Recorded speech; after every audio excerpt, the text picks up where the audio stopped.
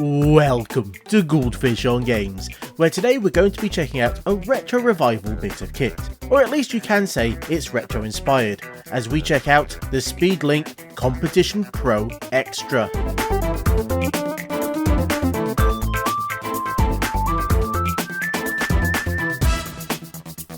And here we have the boxed Speedlink Competition Pro Extra USB joystick Anniversary Edition.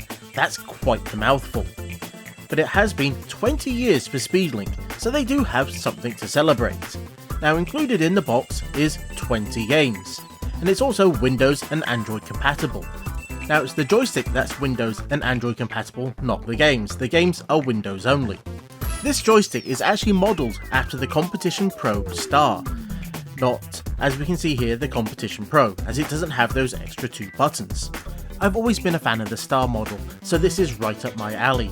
If we check out the back of the box, we find retro arcade design, rugged stick, 4 fire buttons, micro switched, and rapid fire function.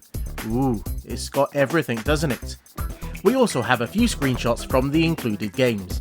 We'll see those in more detail later on. So let's open this up and check out the controller itself.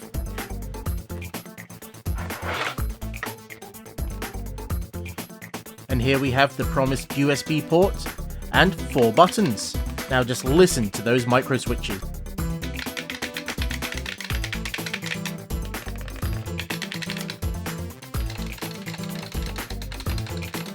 I do like a nice clicky joystick. Also like an auto fire button on the back.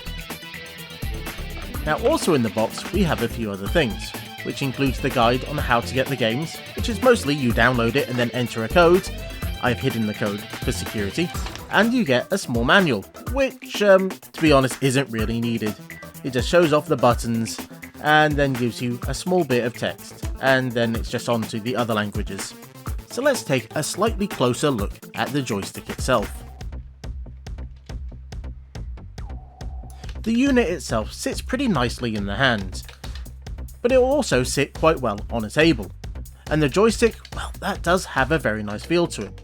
The buttons on the other hand, they're fine if you hit them bang in the middle, but if you hit them to the side, then they don't always register, which is a bit of a problem. Now to be honest, the Competition Pro joystick also had the same problem, but it would have been nice if they had fixed that for this, as the rest of it does feel pretty good. So let's get it connected and put it through its paces. Now Windows will detect this as the Speedlink Competition Pro, and if we check out its properties, we find it's pretty much a standard joystick and 4 buttons. So it's all pretty basic and very easy to set up in most programs. Though, it will decide to change itself depending on the game being used, as occasionally it will rename itself Game Controller for Android, and as we can see it has a whole bunch of extra settings. The basic joystick is still the same, but the 4 buttons have been moved. It's now 1, 2, 4 and 5. So if you do have some mappings, they might get messed up if the joystick changes its mode. I have a sneaky suspicion that the joystick has 2 internal profiles, one for X input and one for direct input, and it changes itself depending on the 2, and they also just happen to have different names. So let's check this out with the 20 supplied games. Now you do have to download them and then enter the code that you got in the box, and as far as I'm aware, the menu itself will always be in German. I've not found any English download for it at all.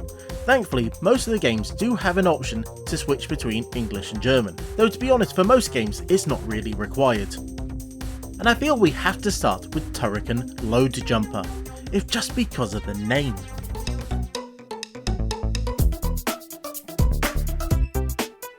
And I have to say, none of this is screaming Turrican to me, so let's just start a new game, shall we? And what are we going to find? It's LoadRunner. It's just LoadRunner, but with one important difference.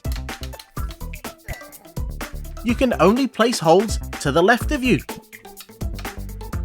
Now this isn't just a case of me being crap at the game, I actually tried multiple times, lots of different buttons, none of it made any difference. It would only ever place a hold to the left of you, which really does make trying to plan your game out much more difficult. The graphics, as we can see, are pretty basic, but it does fit within the whole LoadRunner aesthetic. Though I have seen a few instances when you're going up and down the ladder where it doesn't animate. I'm not entirely sure what's going on there. But we do have to give a shout out to whoever did the music. They really did put a lot more effort into it than the rest of the people on this project.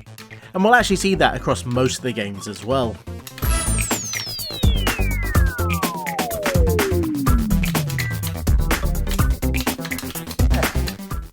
As you might expect, the joystick works pretty well with this game, but this is really a game that worked well on pretty much every type of controller anyway, so let's try another game, which is Rainbow Arts Peng Remake. That's right, it's a remake of Peng. Wait, this is Pang, isn't it? It's Pang. Now, one interesting thing to note, you can't actually use the joystick on the main menu, you have to use a mouse.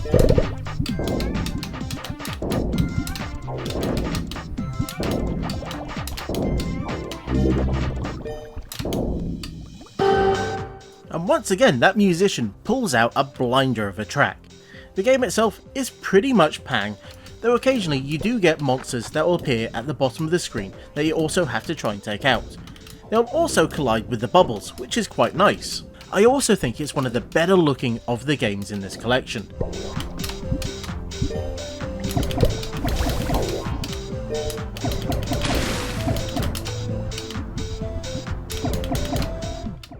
So once again, this really isn't a game that's going to put this joystick through its paces, so let's pick one that we know will do.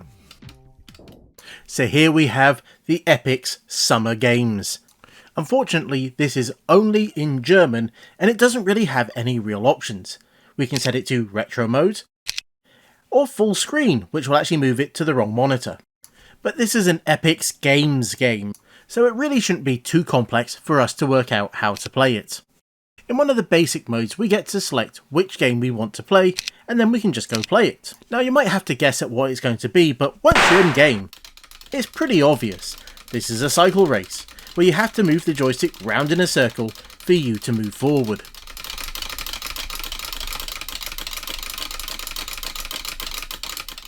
Now, if you've played any of the Epic's games before, or anything like Daley Thompson's Decathlon or Track and Field, you'll be pretty much at home with this sort of game. Lots of joystick waggling and hammering of fire buttons. But I did find the boat race quite interesting, as it wasn't that usual waggle left and right as quickly as possible. It was right, hold, then quickly left to reset. It took a little bit of time to get used to the rhythm, but once you did, it was actually quite good.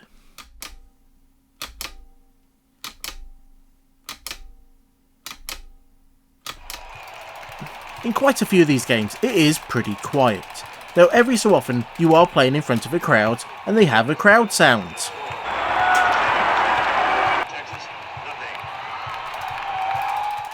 I do get the feeling they might have just bought some stock audio, or might have recorded something off the TV, because if you listen, I swear it's talking about Texas University in the background.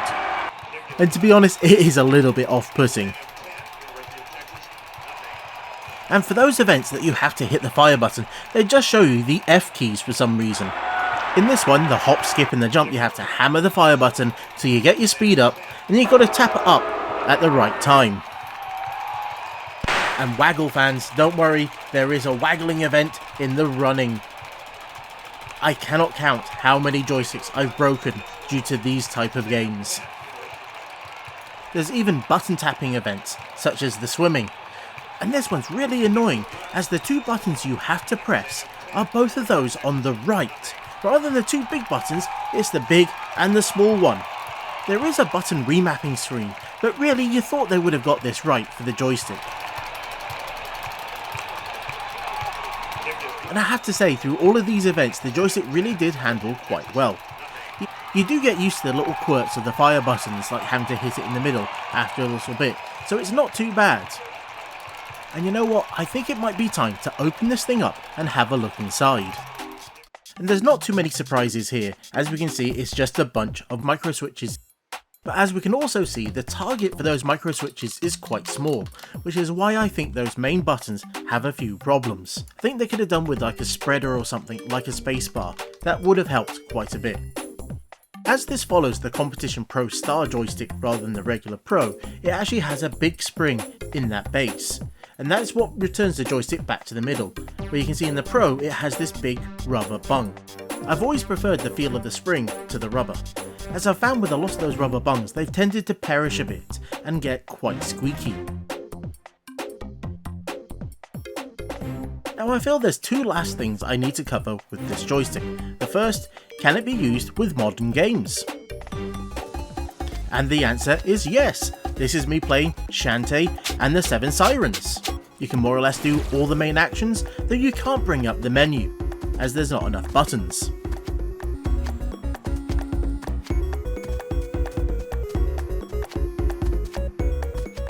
And you can also use it with emulators. Here we are setting it up with BGB, a really nice Game Boy emulator, which just asks you to hold down the button that you want to use. Now, as I mentioned before, because this might switch between two different profiles, the bindings might change between games. But as we can see, it works pretty nicely with Space Marauder.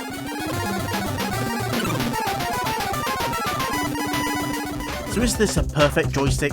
Well, not quite. The fire buttons, as mentioned, are a little bit fiddly, but once you get used to those, it's not too bad. And as you can imagine, this makes for a pretty good companion to those home micro emulators. And outside of saying that the auto fire seems to work quite nicely, that's pretty much it. And until next time, I've been the Goldfish. That's been a joystick that could probably have done with a few more terms in its name, and this was Goldfish on Games.